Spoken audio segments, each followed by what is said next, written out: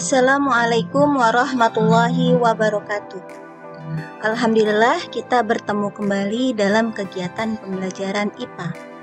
Pada kesempatan kali ini kita akan membahas tentang zat tunggal dan zat campuran.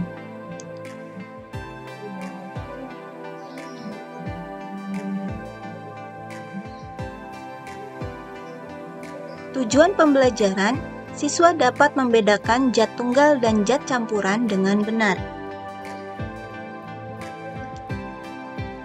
Pertama kita bahas terlebih dahulu tentang zat tunggal.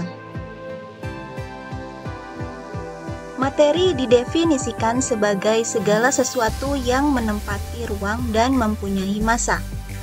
Materi tersebut amat banyak ragamnya. Amatilah benda-benda di sekitarmu. Mungkin kamu dapat menyebutkan ratusan jenis materi, seperti air, batu, pasir, tanah, oksigen, kayu, besi, emas, plastik, dan sebagainya. Setiap materi mempunyai sifat-sifat khas yang membedakannya dari materi lainnya. Namun demikian, antara berbagai macam materi terdapat juga berbagai persamaan, sehingga kita dapat membuat pengelompokan. Misalnya, pengelompokan berdasarkan wujud, padat, cair, dan gas, komposisi kimia, daya hantar listrik, dan sebagainya. Materi terbagi menjadi dua, yaitu berupa zat tunggal atau dikatakan zat murni dan campuran. Zat tunggal terdiri dari unsur dan senyawa yang bersifat homogen. Sedangkan campuran terdiri dari larutan, koloid, dan suspensi. Larutan juga bersifat homogen, sedangkan koloid dan suspensi bersifat heterogen. Zat tunggal merupakan materi yang tersusun dari satu jenis zat. Penggolongan unsur dan senyawa. Sebelumnya, kita harus tahu dulu apa yang dimaksud dengan unsur dan senyawa itu. Unsur adalah bagian zat tunggal yang tidak dapat dibagi-bagi lagi dengan proses kimia. Contohnya adalah tembaga, perak, hidrogen, emas,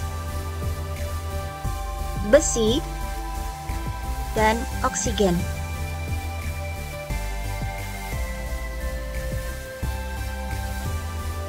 Nah, contoh lainnya ada yang berupa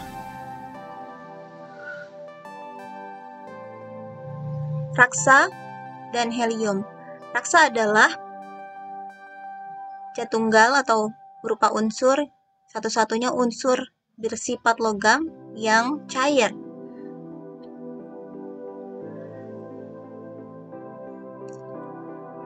Kemudian senyawa. Senyawa merupakan bagian zat tunggal yang tersusun dari dua atau lebih unsur melalui hasil reaksi kimia. Contohnya air. Terbentuknya air itu adalah gabungan dari unsur H dan unsur O menjadi H2O. Lalu gula.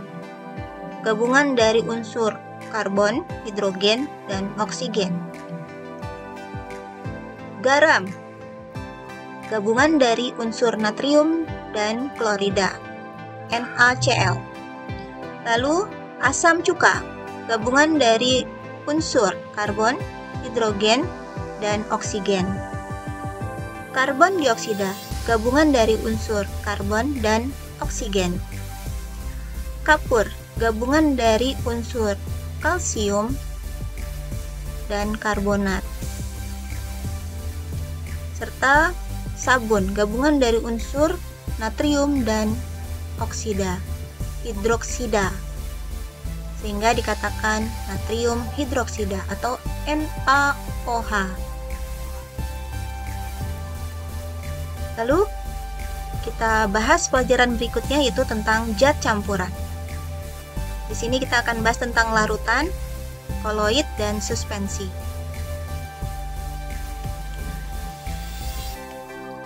Zat campuran adalah zat yang komponen penyusunnya terdiri dari 2 atau lebih zat. Zat campuran ini terdiri dari homogen, campuran homogen, yaitu campuran yang terdiri atas 2 materi atau zat yang bisa menyatu secara merata atau tercampur sempurna. Dan campuran heterogen, campuran yang terdiri atas 2 zat berbeda yang tidak bisa menyatu secara sempurna. Homogen di sini dikatakan juga larutan.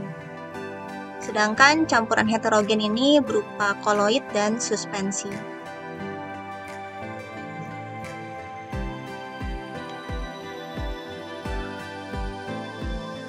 Larutan dikatakan larutan karena dia memiliki sifat yang serba sama pada semua bagiannya atau tercampur secara sempurna. Terdiri dari zat terlarut dan zat pelarut.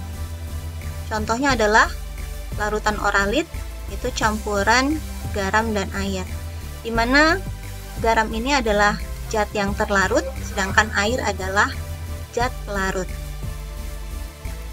Larutan gula yaitu campuran gula dan air. Sirup campuran gula, air, dan pewarna minuman. Air teh campuran teh dan air. Udara campuran gas-gas, bensin. Ini campuran homogen, contohnya sirup, air, dan gula. Sini dikatakan larutan karena kalau kita lihat, kalau air dan gula sudah bercampur, kita tidak bisa lagi membedakan mana gulanya karena sudah menyatu dengan air. Dan ini contoh sirup lagi.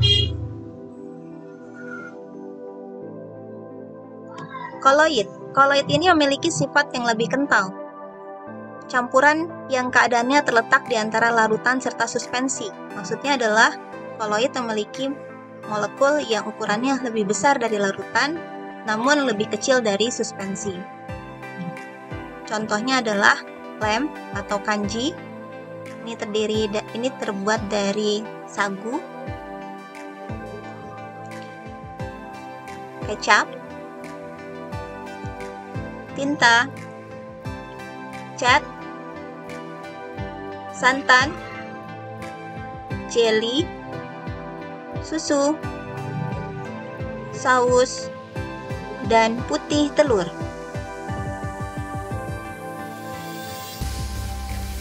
Suspensi.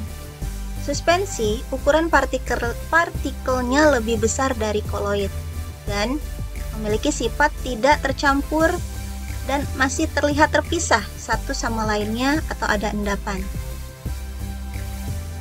Di sini kita lihat di gambar ada campuran pasir dan air. Antara pasir dan air ketika dicampurkan mereka akan terpisah. Pasirnya masih bisa kita lihat dan berbeda, dan di sini ya ada endapan atau ada ampasnya. Lalu campuran minyak dan air tidak menyatu sempurna. Terpisah ya antara air dan minyak, tidak bisa menyatu. Kecuali mungkin kalau kita berikan campuran air sabun. Lalu di sini campuran kopi bubuk dan air. Campuran tanah dan kerikil. Campuran sereal dan susu. Perbedaannya apa antara larutan, koloid, dan suspensi? Untuk larutan, dia bersifat homogen atau serba sama.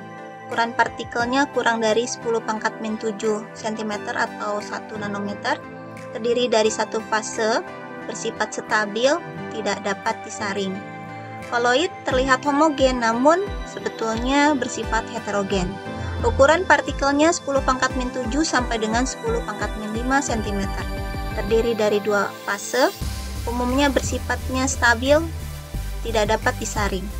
Suspensi bersifat heterogen, ukuran partikel lebih besar dari 10⁻⁵ cm, terdiri dari 2 fase, bersifat tidak stabil dan dapat disaring.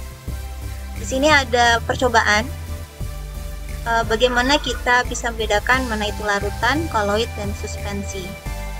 Ketika ketiga campuran tersebut disinari oleh berkas cahaya, ketika berkas cahaya mengenai larutan, maka maka larutan tersebut akan meneruskan cahaya atau sifatnya tembus cahaya.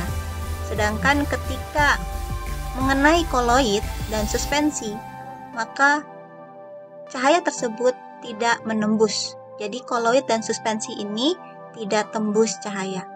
Demikianlah pembelajaran IPA pada kesempatan kali ini. Mudah-mudahan bermanfaat. Semoga sukses. Wassalamualaikum warahmatullahi wabarakatuh.